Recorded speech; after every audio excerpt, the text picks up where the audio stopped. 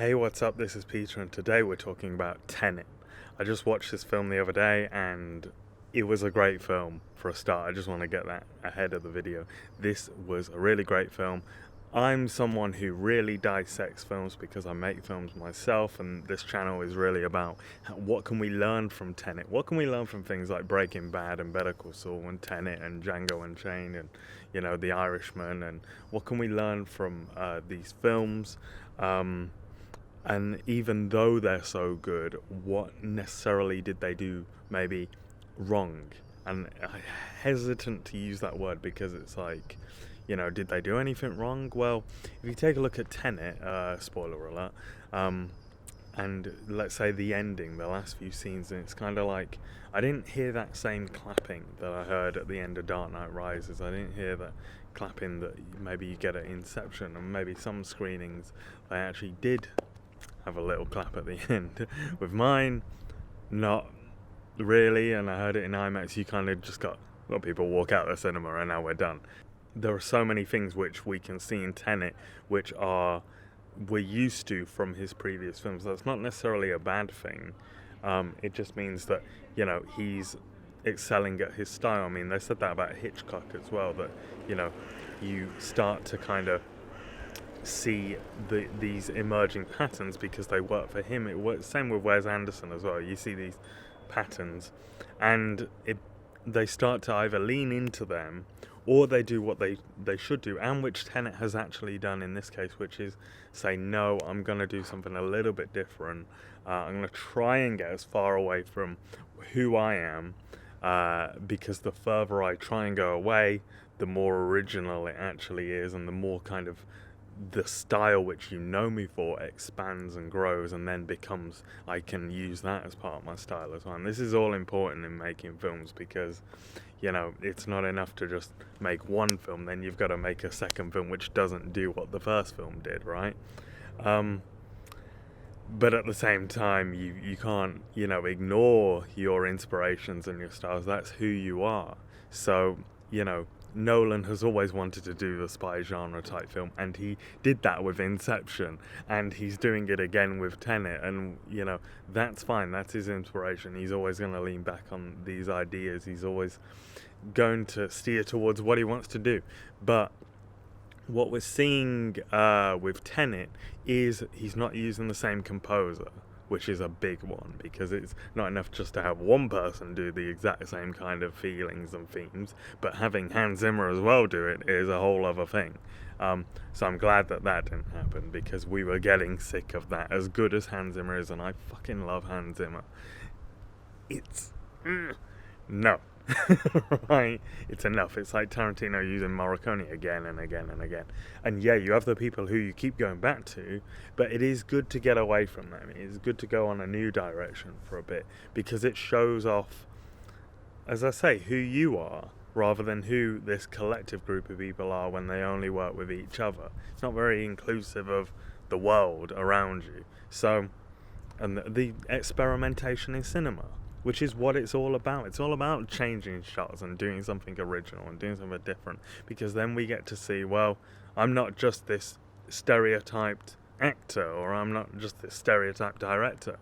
So let's talk about what I loved about Tenet. So from the very first kind of opening scene, and it's like Nolan knows how to open a film, so we're seeing this fast kind of we're straight in the action, and already we're seeing these hints which aren't even going to be revealed in the film. They're not even probably going to be answered in the film. And remember, I've only seen this once, so I'm probably going to look back on this video and go, you missed all this, you missed all these details. I can't wait to do all that digging, all that research, and all that geeky stuff that you're meant to do with a Nolan film, because it's like that puzzle which you've got to unravel and maybe figure out, which is not necessarily a good thing in cinema, but it is a good little geeky thing that I would love about my own films. The world is interesting. It is not what makes the film great. What makes the film great is cinematic language, is the atmosphere, is the atmosphere first and foremost. Then it's kind of the character, cinematic language, the relationships between those characters, the relationships between shots. So the structure of this film doesn't really change from what we know about spy genre films. It is exactly the same as a James Bond film, which you could say about Inception as well. Although with this high concept idea, that is an excuse to change the structure around, and it's just that, an excuse. And so it doesn't impress that much. Once or twice on a third viewing or something, yeah, it is always so interesting to dissect a Nolan film and look at the puzzle, but is it staying on the soul? No, it's going to the brain. It's something that you figure out logically rather than feeling it, which is exactly what he's asking you to do in the dialogue of that film. Don't try and figure it out. Don't try and, question it. Just feel it.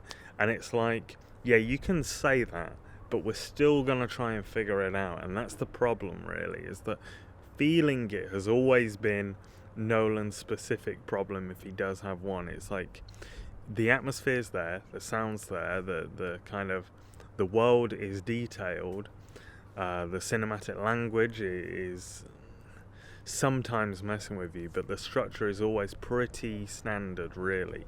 And I'm not saying that that's necessarily a bad thing. It works for Nolan making, his Hollywood blockbuster, which someone's got to be making Hollywood blockbusters correctly, because they are fun, they are necessary in order to get bums in seats. But the fact is that it isn't gonna change cinema history by doing that. You're gonna just keep you're going to create a new way of making films by doing that. And I'm not saying we're going to see a trend of people making these kind of reverse time blockbusters from now on, but it's going to happen where you're going to see people taking the structure that we see here and kind of running with that, thinking that they can still do the same old shit. It's like, no. What really you should be doing is looking at film in a kind of way in which, how can we really fuck up the structure, the 3-act structure, and say, is it still good if we do this? Because, this film follows a 3-act structure, but I didn't feel like the ending was deserved. I didn't feel like we got to the ending and it was like, yay! And neither did anyone else, because the feeling, particularly in my screen, was, let's just walk out and not do the clap that we always do for Nolan, because we want to do that clap for Nolan. We want to see his name on the credits and go, yeah, Nolan, Hitchcock, This is exactly what we paid to see. And, and I think he wants that as well. And I feel like, if you're going down that route of, I'm not going to be an artful filmmaker, I'm not going to, not that he isn't artful, but if you're going to make films in this big blockbuster style way instead of maybe more pretentious films like The Lighthouse, if you want to flip the other side of the coin on artful films, is this idea that it doesn't need to be this way. You can mess about with the structure so much that the ending isn't really what we thought it was going to be at all. And I predicted this ending, is all I'm saying. And it's not like, oh wow, smart me. It's like everyone predicted this ending. That's not very good. Everyone kind of predicted that Robert Pattinson knew, because the audience is always 10 steps ahead, so you got to be, really pull the rug out from under them at every opportunity, from structure, sound, character, whatever. And he does this at the beginning of the film, where it's like, what the hell am I seeing here? And why is this time stuff happening now when no one appears to know about it? Do they know about it? Do they not know about it? I know a little bit about the film. Even if you know nothing about the film, does that help? Then he kind of goes off to that cool, windmill, and it's like, cool, he's pulling himself up, and, we're seeing a bit about the character, and yeah, I thought that was pretty cool. But particularly the location, the atmosphere, and the idea that we're kind of, this guy's on his own, we get this. This is important information about, who these characters are, that they make these decisions sometimes based on this solitude. one of the things that Walter Mark said is that dialogue should be heard above everything else on the level. And I don't think that's really true of a Nolan film, in that he's proved time and time again here that he thinks he can just shove score, dialogue, action at the same time and it'll just work, where it doesn't really, as much as maybe they think it works, because maybe the dialogue doesn't necessarily matter, and that's fine. But if we're seeing these scenes where we're hearing dialogue, it should really be something which is so clear and precise and unimportant at the same time in terms of story, sure.